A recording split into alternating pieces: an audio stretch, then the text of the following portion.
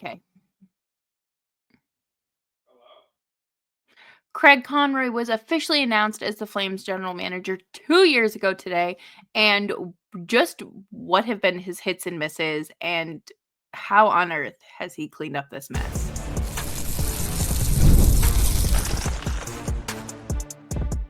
You're Locked On Flames, your daily podcast on the Calgary Flames. Part of the Locked On Podcast Network, your team every day.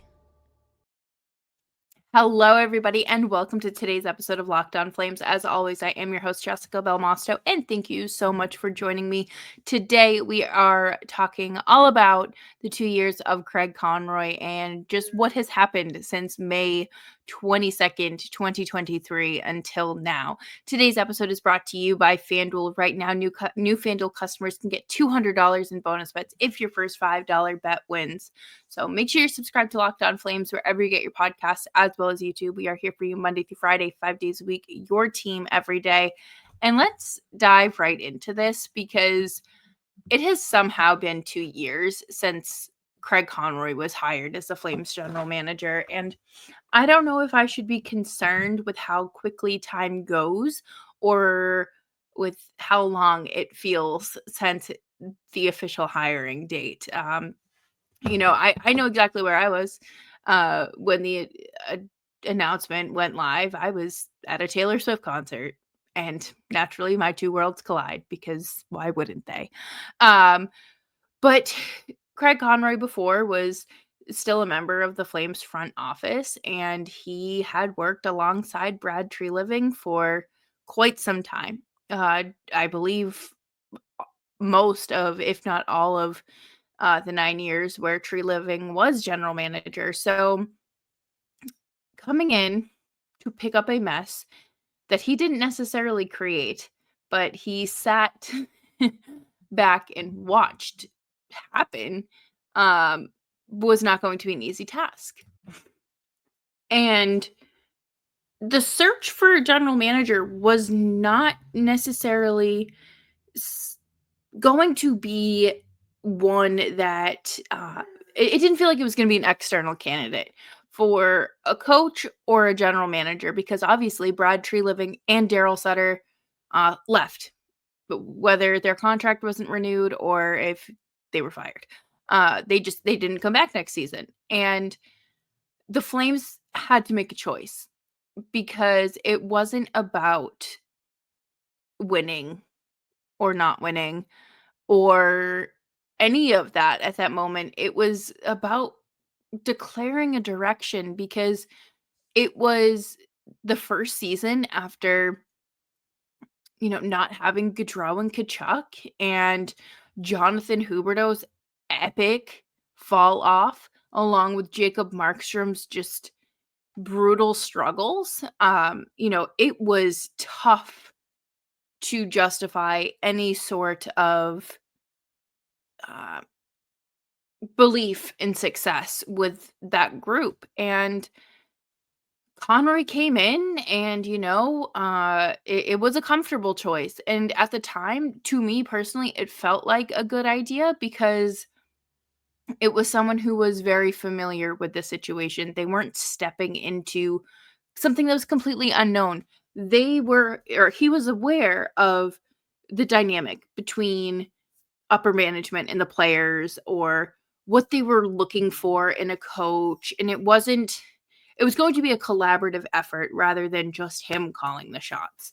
And that's something that I think is a detriment to the Flames, but also works in their favor, because if you just have like one person making the decisions without really any valuable feedback from other coworkers, colleagues, whoever, other decision makers, you're just signing up for a bunch of yes men.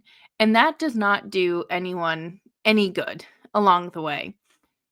I still think Craig Conroy was a decent choice.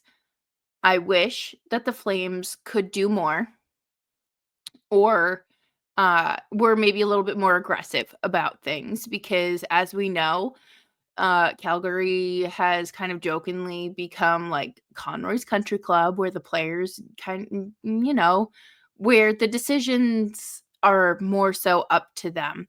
And I think back to that summer where Elias Lindholm was offered $9 million by Craig Conroy, and he didn't give them an answer. And it was like mid June, July at this point, and hadn't said anything, but he also hadn't decided if he wanted to trade yet. And because he was one of the pending UFAs heading into the season, it was, it was a decision that had to be made one way or another. And we didn't get that in a timely manner, in my honest opinion. However, there was still a lot for Conroy to clean up and to walk into. He had to figure out what he was going to do with the 6 remaining UFAs. Tyler Toffoli at that point had been traded. And you had Chris Tanev, Noah Hanifin, Michael Backlund,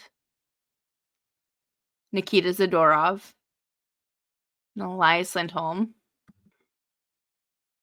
And at the time, Oliver Shillington was in that group as well. And there was no clear direction for the team either, because again, on paper, they looked great. It looked like they had some really talented players, but you watched the team that was on the ice and it was not good. It was very difficult to watch and it was not fun by any means. And you just kind of hoped it was a quick and painless game, basically every night of the week. And Conroy had to make tough choices. He had to play Jenga with his team and make sure all the puzzle pieces fit. And it was a huge test and a tall task for him to walk into as a first-time general manager. And that is one way to be tested right off the bat. And we're going to dive more into the hits and misses coming up here next, but it was not easy. And I quite frankly don't know how he didn't go bald from all the stress and how he just didn't lose a ton of weight, because quite frankly, thinking about it too much back then made me stressed. But coming up next, we are going to dive into his hits and misses as the last 2 years as a Flames general manager here on Locked On Flames.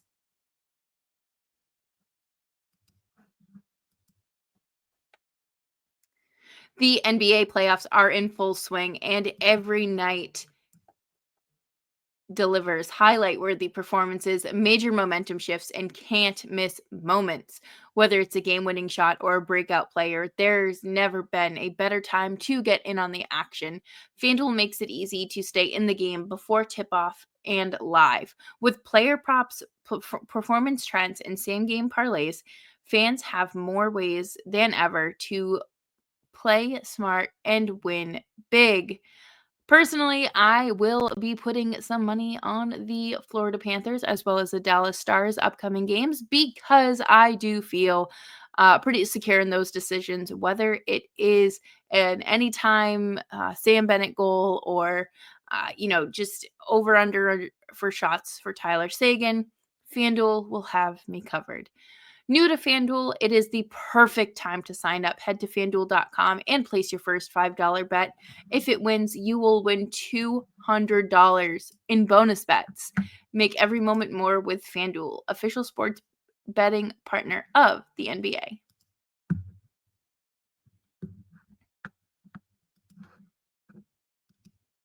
Thank you, everyone, for hanging out with me today on Locked On Flames. Make sure you're subscribed wherever you get your podcasts, as well as YouTube. We're here for you Monday through Friday, 5 days a week, your Calgary Flames every day. And let's start with what I would say is the biggest transactional hit of Craig Conroy's general manager career thus far.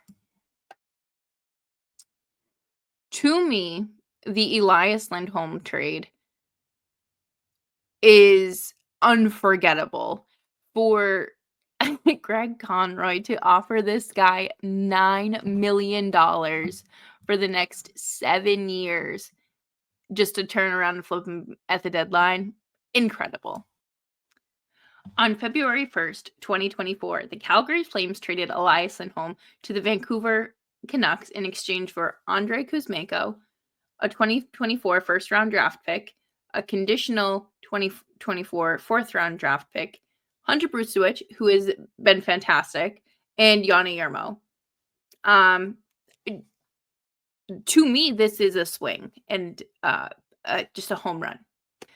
I think that, for a good chunk of his time with Calgary, Kuzmenko was good. He came in and immediately made an impact in his 25 games with the Flames. I think he had 5 points in his first 5 games. Absolute power play merchant. He was life injected right into the lineup, and I think that was something the Flames desperately needed, even though they were not necessarily in a place where they were going to be sniffing the playoffs. They were not in a position where they could necessarily count on offensive performances every night.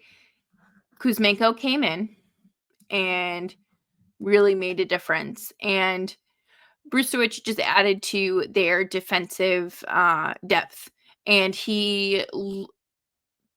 based on his development so far over the last year, I wouldn't be surprised if we see him in the NHL next season. I know he obviously made his NHL debut in the final game of the season against the Kings, but I think there's a real chance we see him and watch some other players kind of become that 6th and 7th defenseman option. The fact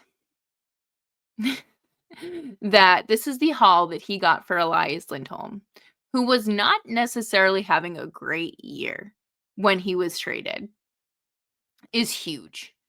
And to me, this trade showed that Conroy could pull off anything he wanted to if he put his mind to it.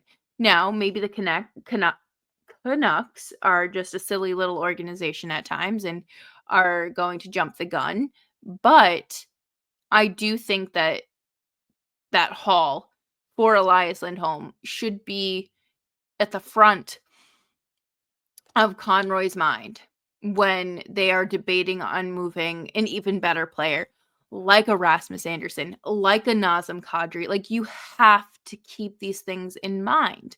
And the fact that he was able to move 5 of the 7 pending UFAs and didn't get overly fleeced is incredible. It's that does not happen.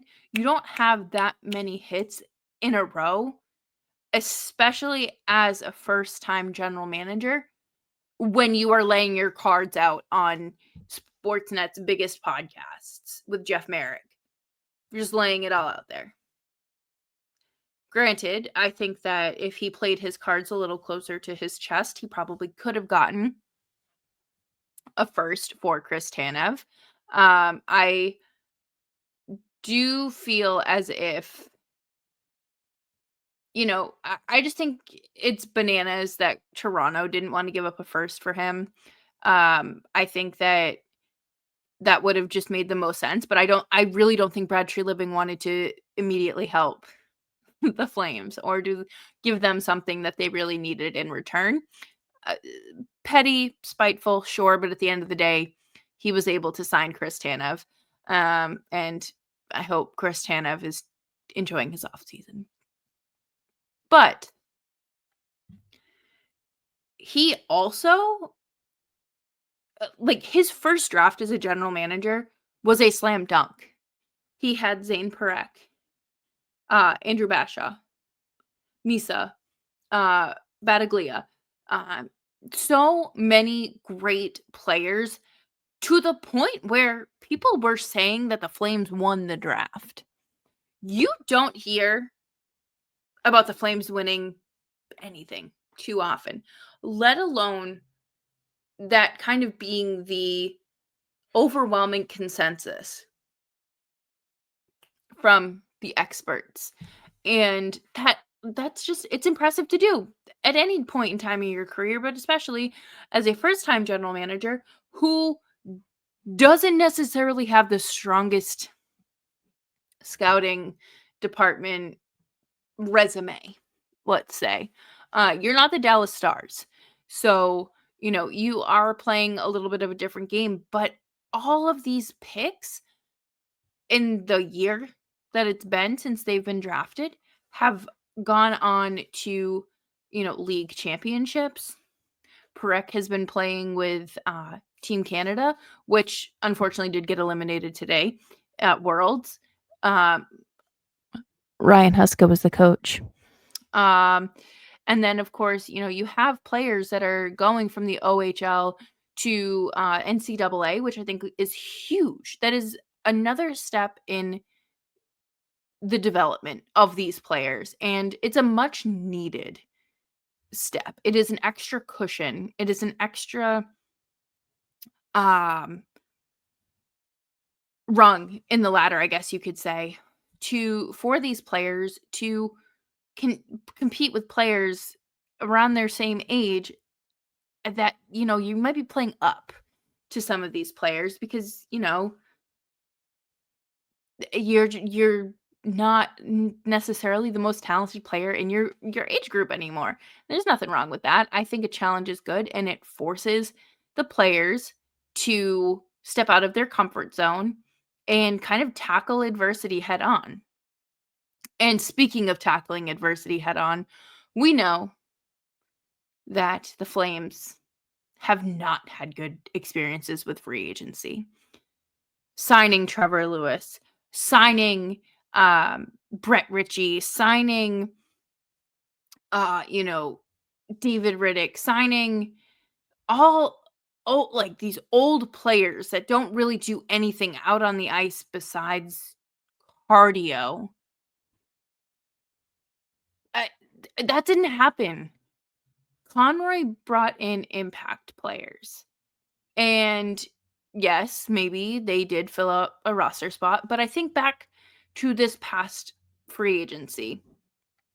He brought in Ryan Lomberg, who obviously had just won the Stanley Cup. He came into this room as, a get it done guy. Undrafted free agent that the Flames had signed years ago. Then he went to Florida. Came back, won a Stanley Cup, and brought so much energy to the room, to the lineup, and again, has played a big transitional role in what a fourth line is in the year 2025.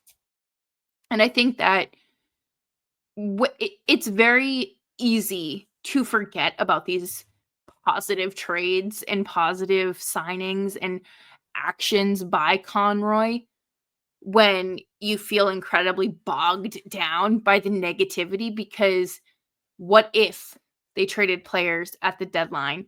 What if they stuck to the plan of not being competitive? I'm not saying they have to tank. I'm not saying they have to lose.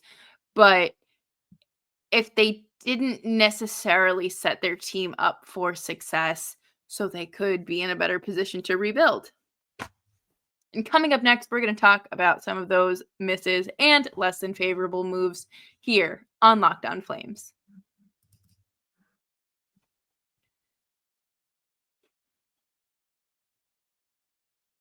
Thank you, everyone, for tuning in to today's episode of Locked On Flames and making Locked On Flames part of your day.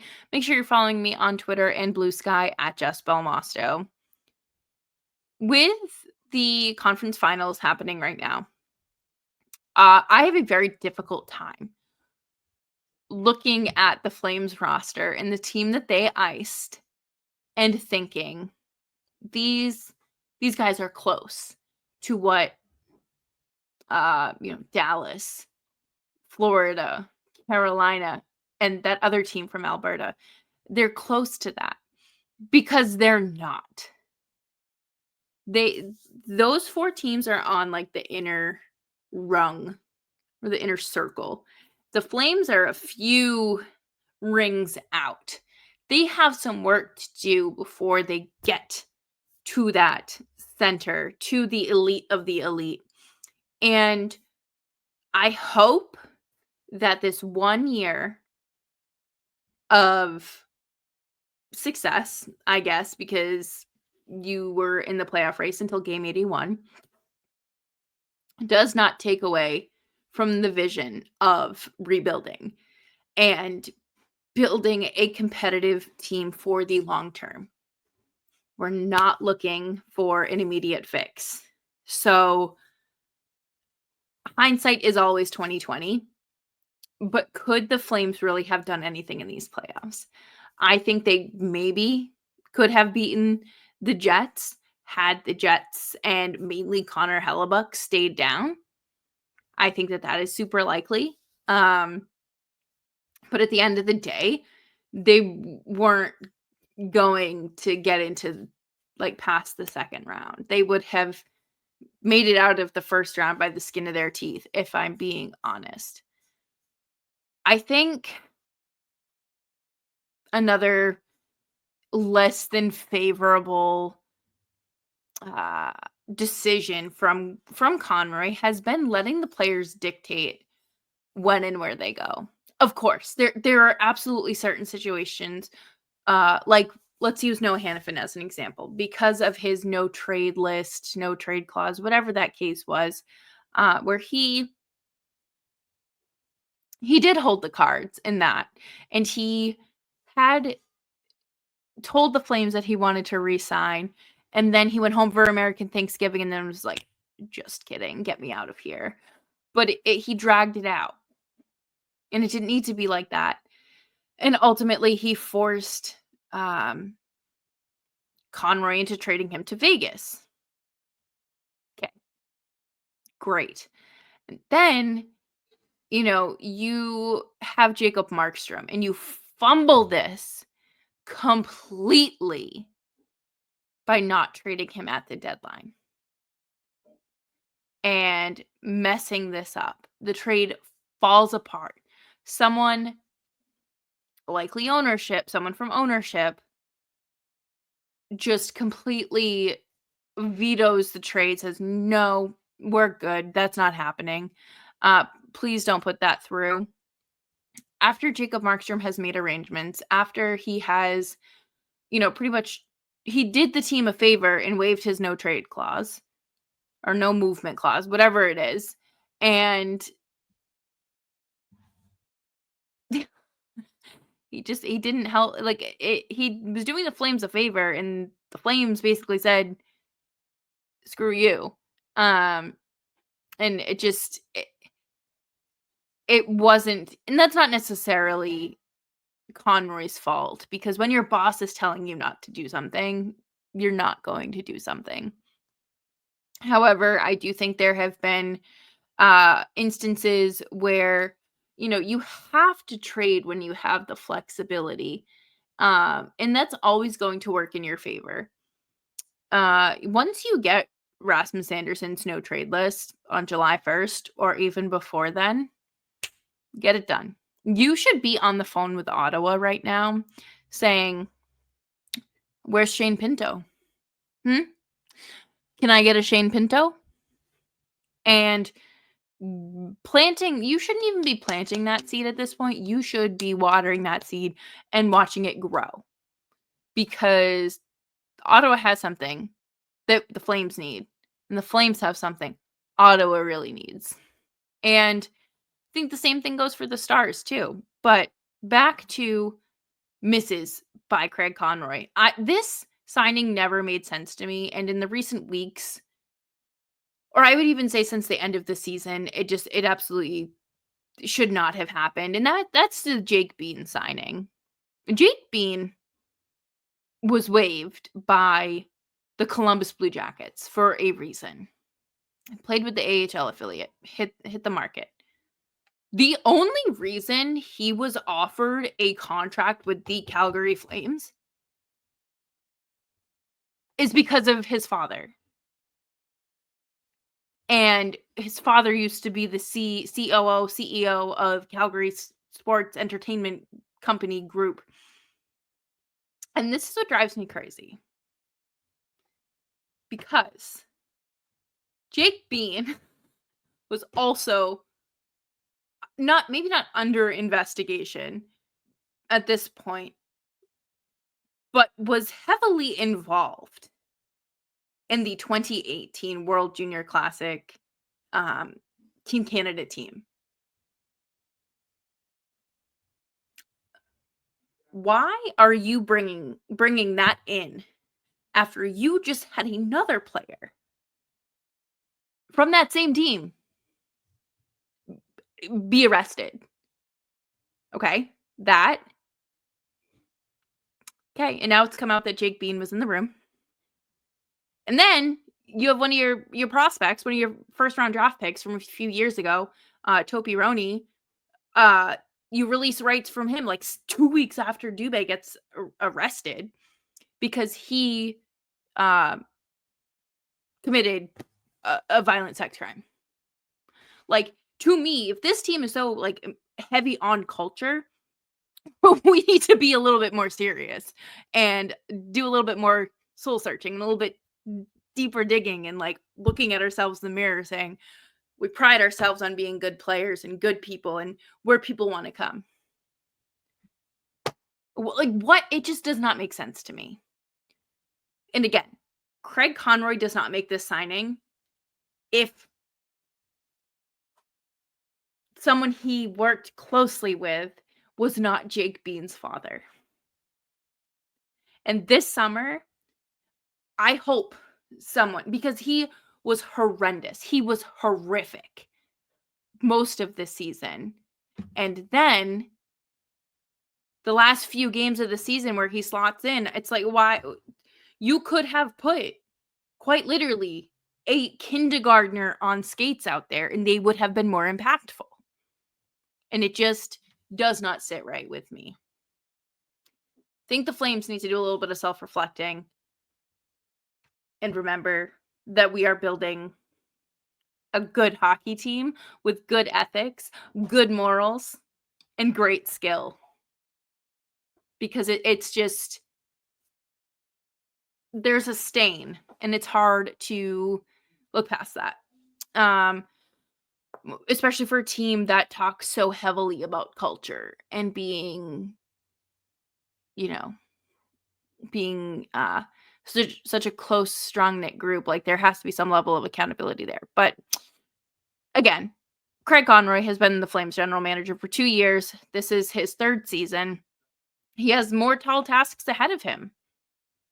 Can he trade Rasmus Anderson? Can he integrate some more of the younger players? Can he hit a home run at the draft again? I don't know. We'll have to find out. Make sure you're subscribed to Locked On Flames wherever you get your podcasts, as well as YouTube. We are here for you Monday through Friday, 5 days a week. Your Calgary Flames every day. Make sure you're following me on Twitter and Blue Sky at Jess Belmosto. And I will see you all tomorrow as we wrap up the week with more Flames news and analysis.